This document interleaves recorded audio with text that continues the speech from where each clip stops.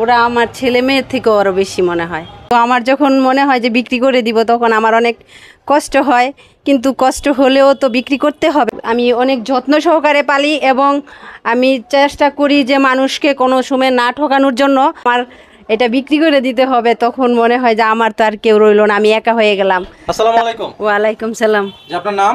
Farzana Firoz Luna. এই ষাঁড় দুইটা আপনার? হ্যাঁ আমার। ছোটবেলা থেকে আপনি লালন পালন করছেন? হ্যাঁ আমি লালন পালন করেছি। তাই এটা কি মানে একেবারে ছোট থেকে না আপনি একেবারে ছোট থেকে পালন করেছি এটা। এটা ছোট থেকে? হ্যাঁ। তো কোনটা কয় দাঁতের? এটা 2 দাঁতের, এটাও 2 দাঁতের। 2 দাঁতের? হ্যাঁ।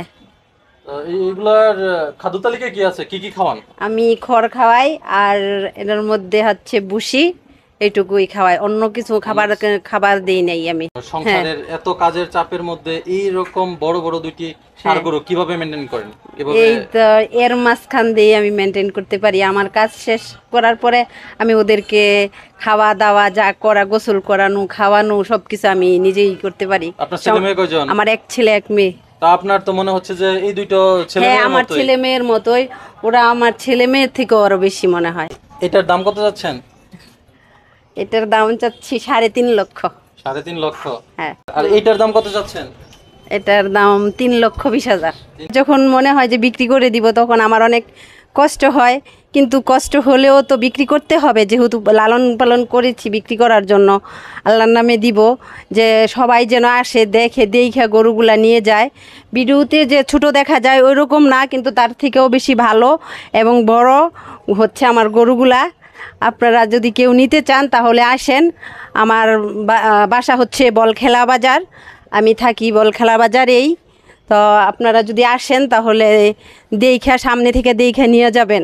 তো এই গরুটা আমার নিজের গাভীর থেকে হয়েছে। ওর মা আমি কুরবানি দিয়ে ফেলছি, ওকে আমি লালন করতেছি 2 বছর যাবত। তো 2 বছরের মধ্যে এই যে এটুকু হয়েছে, 2টা দাঁত ফেলছে।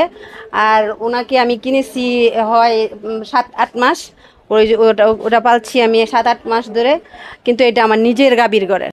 আমি অনেক যত্ন সহকারে পালি এবং আমি চেষ্টা করি যে মানুষকে কোনো সময় না ঠকানোর জন্য, ভালো কিছু দেওয়ার জন্য। আমার কাছে আসে মানুষ, সবসময় ভালোটাই নিয়ে যায় দেখা, এবং আসতেছে দেখতেছে সবাই পছন্দই করে। যখন মনে করি যে আমার এটা বিক্রি করে দিতে হবে তখন মনে হয় যে আমার তো আর কেউ রইলো না, আমি একা হয়ে গেলাম।